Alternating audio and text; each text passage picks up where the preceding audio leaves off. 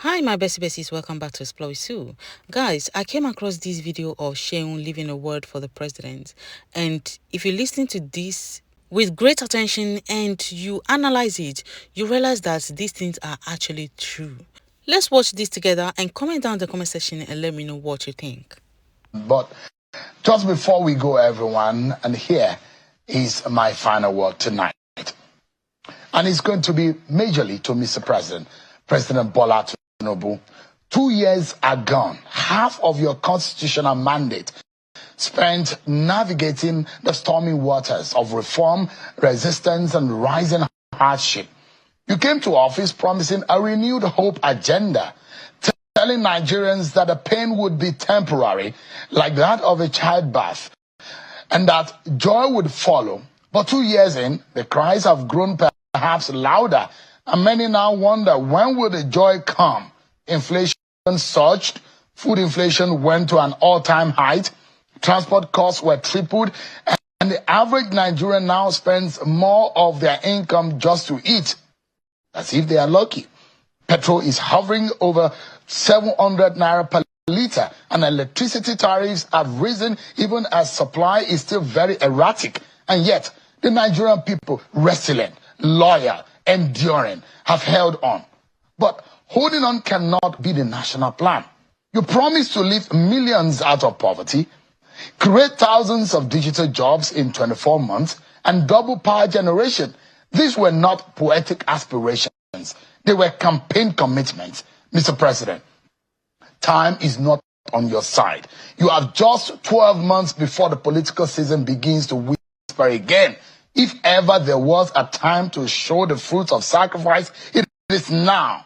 You are the president of both your lovers and your loudest critics, the hopefuls who sang your name at the polls and the skeptics who prayed you will fail. But leadership demands maturity of mind and empathy of heart. You now preside over a fractured but hopeful nation. Good people, bad politics, and an ugly economy. Nigeria today is at a historic inflection point. Mismanage these opportunities, sir, and we risk descending into a cycle of unrest, disillusionment, and regret.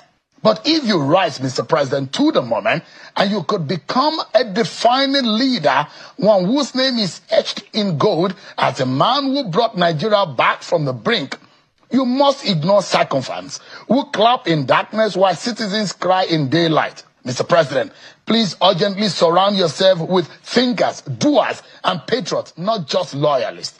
Every day must count. Every decision must deliver value. Because when a nation suffers this deeply, there is no luxury of time or ego. No more excuses. President Bola Tinubu, we in the media, we will do our own part. We will question, probe, inform, and hold you accountable, not out of hostility, but out of duty. The opposition must also rise, not just to criticize, but to push this country forward. Civil society organization must now organize, awaken consciences, and be the voice of the voiceless, and our people must now stop being docile. We need to raise a mass of active citizens who are willing to fight for their nation and also work hard for its good. Citizens, your voice counts. Don't lose it. And for those of us who believe and who are people of faith, we will pray, as scripture commands us, for the peace of the land and the success of its leaders. Because President Bola Tinubu, your success is Nigeria's success, and your failure will be our shared tragedy. Nigerians will rally behind you if they see sincerity, action, and result. But never forget, fury awaits any leader who mocks the pain of the poor. Sir, history is watching. Posterity is watching, and 200 million Nigerians are watching. Let this second half of your presidency be a turning point. Make us proud, President Bola Tinubu. Make Nigeria great. And that has to start now. That's my final word tonight, everyone. Many thanks for watching. Okay, my bessies, what do you think about this? What do you feel about this? Or rather, how do you feel about this? There are a lot of people who are very loyal to the president. They are blinded and they cannot even see what is going on. They cannot see how, everything is skyrocketing. The insecurities that are ongoing. Let me give you an example. Not long ago, the president called an order in River State, right? We all know what went down, what was going on before he called that order. But here's a case where there are a lot of buying going on in Enugu State, in other places, yet nothing has been done, no actions have been taken. Another example is recently it came out that the government is investing allegedly about 2 million, or rather 2 billion naira in one single light.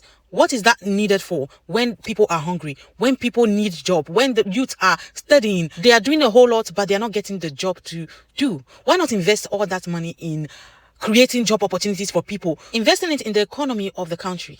Oh, this is what I feel. For change to happen, I feel like people need to speak out. People need to have their voices heard. And most importantly, people need to act together, not all these divisions that are ongoing. If the country is divided as it is currently, nothing will fall in place in the right places. Guys, what do you think about this whole situation? Comment down below the comment section and let us know. Thank you for watching, and don't forget to subscribe and support this channel. Bye.